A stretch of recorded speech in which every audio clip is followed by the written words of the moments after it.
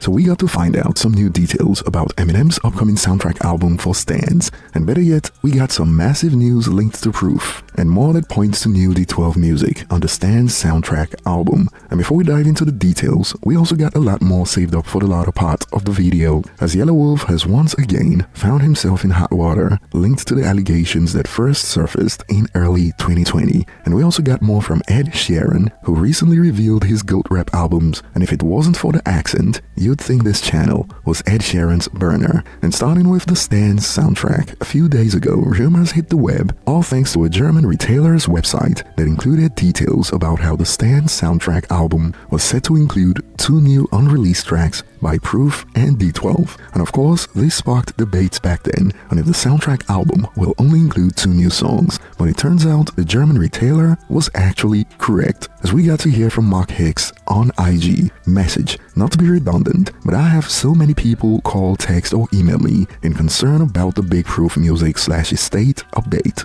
In the last year, finally, Proof's wife, my sister Sharonda, and his children have control of his estate, so now enjoy his only official album, Searching for Jerry Garcia, his compilations, I Miss the Hip Hop Shop, Grown Man Shit, on streaming sites and YouTube across the world. Plus, Proof has 2 new songs on the Eminem STANS documentary soundtrack that comes out August 26, 2025. And please go to their website, bigproof.com and ironfistrecords.com to buy merch and music, knowing it is going to his family, to which he loved and cherished the most. This statement is from Marduk, the name Proof named me that no one in the world called me except Proof. LOL. Thank you, the Hood Smokers podcast, for giving me the platform to discuss these developments. Salute emoji. And this is great news, because now when you buy or stream his album on DSPs, you know that the money is going to the family. Although the website from the IG post, bigproof.com, is not available right now, and from ironfistrecords.com, they only ship merch to addresses within the United States. And over on Reddit, some have expanded. This is exciting. I hope these aren't the only tracks though.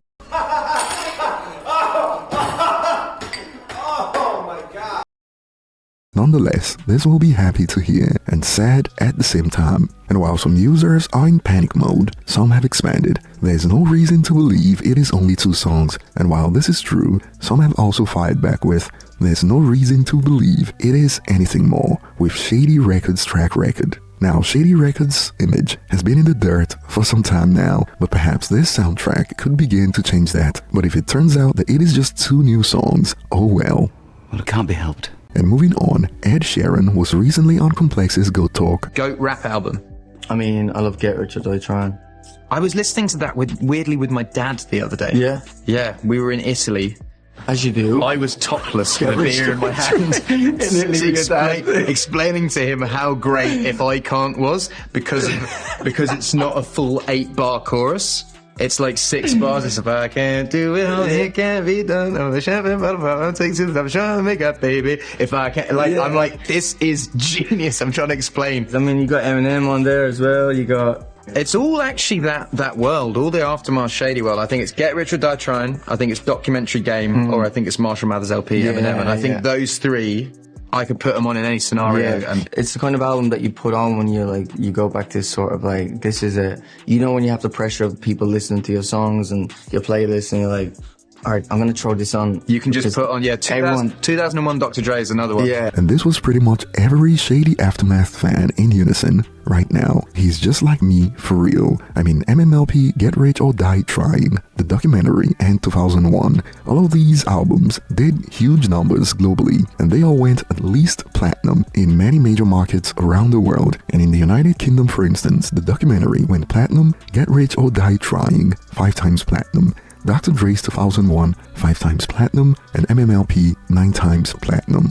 And moving on, if you recall, there was a list that went viral in the first quarter or early second quarter of 2025 about the greatest white rappers of all time, and it included Eminem, Mac Miller, Ross, and Paul Wall. And back then, the Eminem fans who knew better found this insulting, because Eminem's outgrown this conversation of GOAT white rappers since at least the early 2000s, as he's been a staple in the conversation of greatest rappers of all time, period. And back then, MGK reacted, calling it blasphemy because he was excluded, and M80, who produced I Will on Music to Be Murdered By, shut it down because he believes MGK pretty much disqualified himself by the actions he took after he got bullied out of the genre into the rock pop punk genre. And well, this conversation was brought up again to M80, and this is where we got to find out more about his thoughts on Yelawolf that sparked some interesting conversations. You said if we were talking about cultural impact, then it would be Eminem and Beastie Boys. And then you said before you pick popular names like Mac Miller and Russ, you would have to pick R.A. and Vinnie Paz. Yeah. If you only have 4 slots and we're talking about cultural impact, you got Eminem and the Beastie Boys. How the fuck are you going to argue that the Beastie Boys weren't the shit? R.A. is a better rapper than the rest of all those dudes, your Mac Millers, your MGKs, your Yelawolves, blah, blah, blah. But if you put the Beastie Boys in 1 slot instead of 3, you got Eminem, you got the Beastie Boys, you got R.A., and the 4th could be left up to interpretation. Who else would you include like as honorable mentions on a list like that for the top 4 white rappers? Vinnie Paz, Mac Miller. You like Yelawolf? Not anymore, because he's racist. Because of the Royce situation? Yeah, because I know the whole story. Oh, damn. I know you can't tell it. Okay, I get it. It's not even that deep. It's like he's racist. So then you kind of, if you actually were a Yelawolf fan, you would have noticed how he stopped working with black people and then went to like this whole Mexican shit, and he's kind of stayed over there. Like, if you're a Yelawolf fan, go check it out. And before we circle back to this snippet and M80's thoughts, some of you probably missed out on what went down between Royce and Yelawolf. But to the best of my knowledge, the first time we got to find out about this was before Royce dropped his album The Allegory on the song Overcomer. And according to Royce back then, he called him out on Overcomer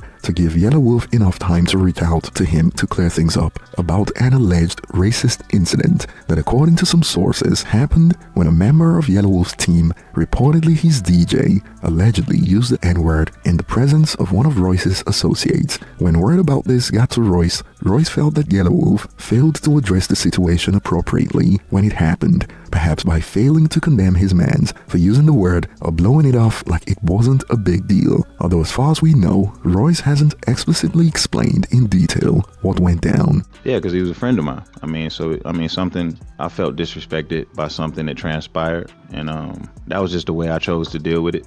I feel like I could have dealt with it a few different ways, and I chose not to, because I don't want to promote negativity. I don't want to engage in like silly like public back and forth beefs, and I did feel like I needed to hold him accountable. Number one, because I look to him as a friend, and I have certain standards that I hold all my friends to, and but I didn't want to do anything that was outside of who I am, like outside of my character. I didn't want to do nothing like that would come off as vindictive, or like try to ruin him, or do something that looks as if I'm trying to use it to roll my album out or something like that. All of these things, I'm not really into. I did feel the need to hold him accountable, and there wasn't a communication line between us. The window of opportunity for us to communicate closed, and it's because he didn't initiate it. I just felt like as friends, you would initiate that communication and give that clarification to me, but that never happened. And back then, things escalated to the point that we got a back and forth on IG where Yelawolf posted this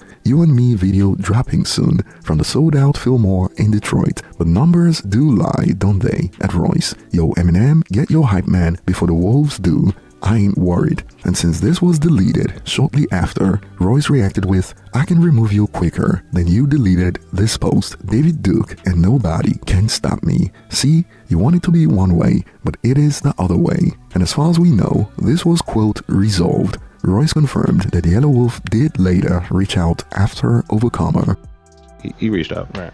Because we saw we know we saw publicly and shit like that. Oh yeah, after that he reached out. We didn't speak, but he reached out after that. Okay. So it's I don't wish him nothing but the best. I don't wish any ill will on him or anything like that. But I took offense to what he did. I move on. It's not the first time. Right. Right. And we even heard from Yelawolf in 2024, where he revealed that it is all water under the bridge, although they've not spoken since then.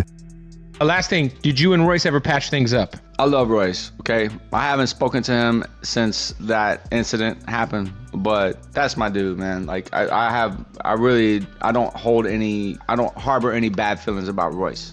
I haven't spoken to him, like I said, since that time, but at the end of the day, we did a lot of great things together. Definitely. You know what I'm saying? You graced the XXL with him. Yeah. You know what I mean? Like, a lot of amazing moments happen. Was it bad? Yeah. with my boy. You know what sure. I mean? Like, and it's all good. Good. For me, it's all good. That's good. And you know, that's it just is what it is. Like, what? DJ Premier? You know, DJ Premier, Royce, me. Prime, Like, come yeah. on, there's a lot of moments. For sure. Royce and Ritz, Royce, Marshall, myself, the fucking gang, you know, like there's history there that like I can't like just make disappear, and you know what I mean, like to put some, you know, discrepancy or a disagreement or like whatever it is, you know, whatever. It's not to me, it's water under the bridge. Good. Period. And back to the snippets from M80. Since he claimed that Yelawolf hasn't worked with black artists since then, we got takes like, Royce and Yella are fine. The fight was with DJ Clever back then. Everything is already resolved. It is all water under the bridge. Not to mention that Yella has always worked with black guys. His biggest influence is black. His children are mixed. His wife is. If he were racist, would DJ Paul and Killer Mike want to be on his album? Would Will Power continue working with him? And to be honest, his 2024 album did have Killer Mike and DJ Paul. So while we don't know the facts about what went down, the point about how Yelawolf stopped working with black artists is incorrect. But yeah, according to M80, Yelawolf wouldn't be in his honorable mentions for greatest white rappers because he believes Yelawolf is a racist. And I wish they found a way to handle this better. We could have gotten some more collaborations between Royce and Yelawolf even after they left Shady, since it sounds like they were good friends at one point. But hey, it is all water under the bridge right now, and I'll be looking forward to your thoughts on these topics. Thanks for watching, and I'll see you on the next one.